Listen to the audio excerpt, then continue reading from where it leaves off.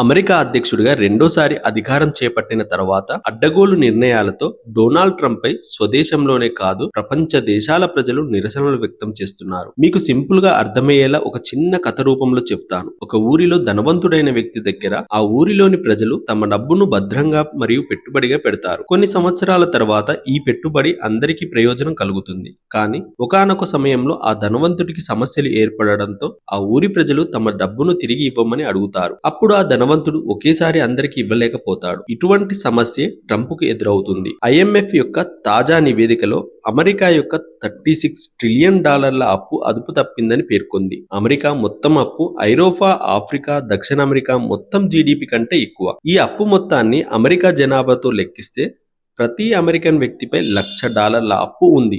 ఈ అప్పు మొత్తం ఒకేసారి పెరిగింది కాదు. 2008 ఆర్థిక సంక్షోభం తరువాత అమెరికా బ్యాంకులను దివాలా తీయకుండా దేశ సైన్యానికి తగినంత నిధులను ఇవ్వడానికి, కరోనా సమయంలో ఏర్పడిన ఆర్థిక నష్టాన్ని సరిచేయడానికి వంటి అనేక కారణాల కోసం అమెరికా ప్రభుత్వం బాండ్లను విక్రయించి వివిధ దేశాల నుండి అప్పు పొందింది. ఇప్పుడు అమెరికాకు అప్పు ఇచ్చిన వారు చైనా, బ్రిటన్, కెనడా లాంటి దేశాలు అప్పు తిరిగి తీసుకోవడం అంటే ఏవైతే బాండ్లు ఉన్నవో వాటిని అమ్మటం మొదలుపెట్టాయి. దీని కారణంగా ఈ మధ్య కాలంలో గ్లోబల్ క్యాపిటల్ ఫ్లోస్ అంటే ప్రపంచ మూలధన ప్రవాహాలు మారాయి. అమెరికా ప్రభుత్వ బాండ్లను అమ్ముతున్న ప్రపంచ దేశాల సెంట్రల్ బ్యాంకులు ఈ డబ్బును బంగారం వైపు మళ్లించాయి. అందువల్లే బంగారం ధర ఎన్నడూ లేని విధంగా ఈ సంవత్సరంలో 53% పెరిగింది. ఇదే సమయంలో డాలర్ వాల్యూ పడిపోయి చైనీస్ యువాన్ వాల్యూ పెరగడంతో ప్రతి దేశ ఆర్థిక వ్యవస్థపై భారీ ప్రభావం, మార్పులు ఏర్పడుతున్నాయి. దీనికి తోడు ట్రంప్ వలసదారులపై ఉక్కుపాదం మోపడం, సుంకాల సమరాల వల్ల అమెరికాలో పరిశ్రమలు, వ్యాపారాలు దెబ్బతింటున్నాయి. ఉద్యోగాలన్నీ ఊడిపోతున్నాయి. మరోవైపు షట్డౌన్ మూలంగా లక్షల మందికి వేతనాలు నిలిచిపోయాయి. విద్యాశాఖను మూసివేశారు.